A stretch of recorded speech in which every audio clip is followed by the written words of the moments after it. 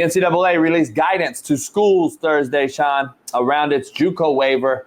I was one of the ones that brought this up a long time ago on Netflix as to, number one, let me give you the context. Number one, Shaun, I used to bitch and moan at the powers that be, including the NCAA, as to why my kid, especially my inner city black kid who has to come from a SAT, ACT test failure and then has to have a 2.5 GPA to leave my academic institution to go to yours, when little Johnny, who plays the fucking band, can get a 2.0 and go to the same institution or be in a general population of a regular student body member and be having a 2.0 and go to Alabama. But I got to sit back and wait another semester to get my GPA up. Because remember, for every C you get, football player, you got to get an A to combat it. They don't understand that, though, Shaun. The regular folks out here don't understand it. And I've been fighting this shit on Netflix. You hear me say it on Netflix. Why the fuck do my kids need to have a 2.5?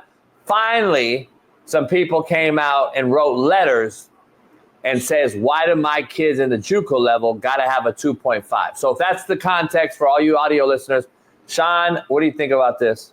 If you like it, I love it. I don't know shit about Juco academics except that they bogus.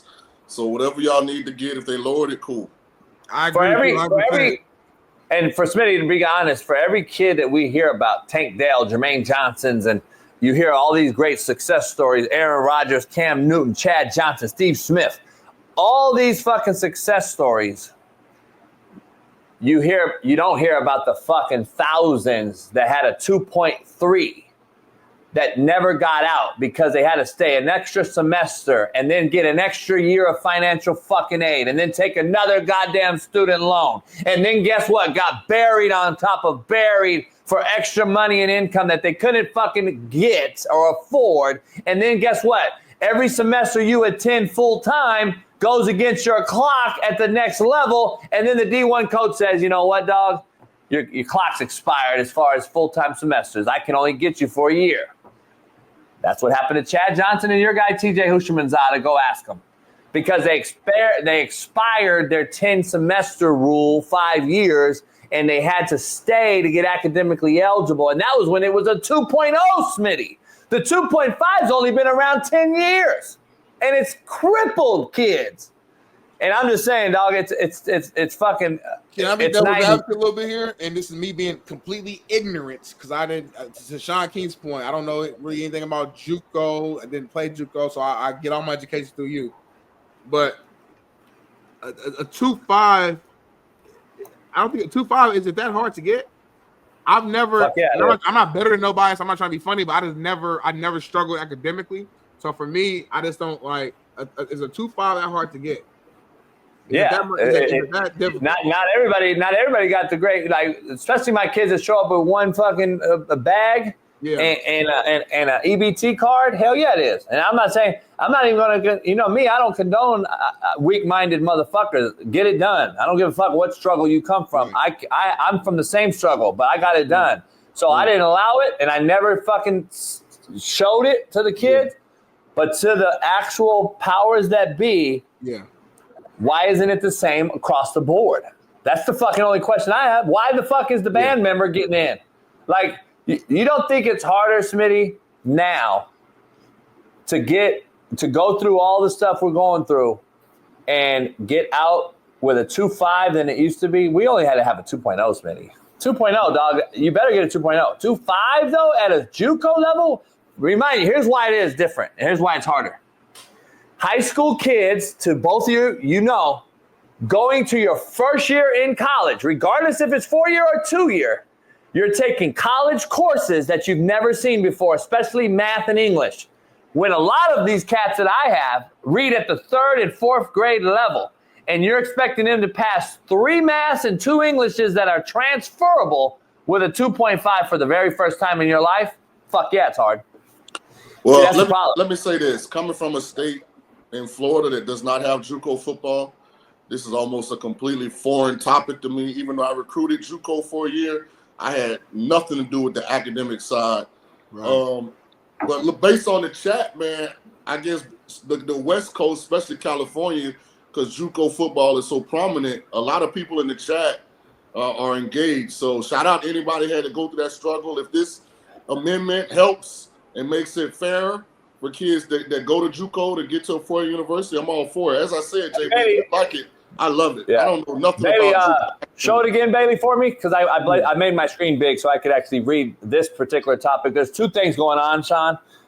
So if Bailey could show it again, I can read it. I can actually read it because I blew it up now. There's two things going on, Shaun. There's one with the 2.5 thing that the letters have been written. The letters have been written by a lot of four-year institutions, right? Especially guys like Coach Kelly at LSU is one of them. Yeah. And other things. Bailey, show that letter again for me. I can't see it. Yeah. Here we go right here. And there's two things going on. D1 coaches are writing letters for the JUCO 2.5 eligibility rule to be changed. And then we have, of course, what you and I know well, this Pavia situation with the Vanderbilt quarterback who is a JUCO kid who has basically opened up Pandora's box with making JUCO players clock not begin until they get to the four-year school. Basically are saying that the guidelines specify which athletes are going to be eligible going forward. And this Pavia case is the one that opened it up. So basically, right before the turn of the year, on the 23rd of December, the NCAA Division I Board of Directors approved a waiver to permit student athletes who attend or competed at a non-NCAA school, which is a NJCAA or California JUCO, for one or more years to remain eligible to compete next year as well. So that's what was passed, right? And apparently the waiver allows D1 student athletes who enrolled full-time and triggered the use of at least one season at a non-NCAA institution, NAIA, JUCO, etc., to be eligible going forward. And now they're asking, they're basically completing and telling you why this waiver who this waiver will apply to and who it won't apply to. That is what this Board of Directors waiver guidance for the 25-26 letter implies. So basically, there is no relief to a specific student athlete who used at least one season of competition at a non-NCAA institution, and it is not available to student athletes who use 4 seasons of competition at NCAA institutions, regardless of division. So apparently, in summarization then of this whole thing, if a student athlete has time remaining in their specific sport or period of eligibility to use during this season, 25 and 26 academic year, based on relief provided due to impacts of COVID, they can still also continue to play. So I don't know, Smitty, this is a long, drawn-out rule.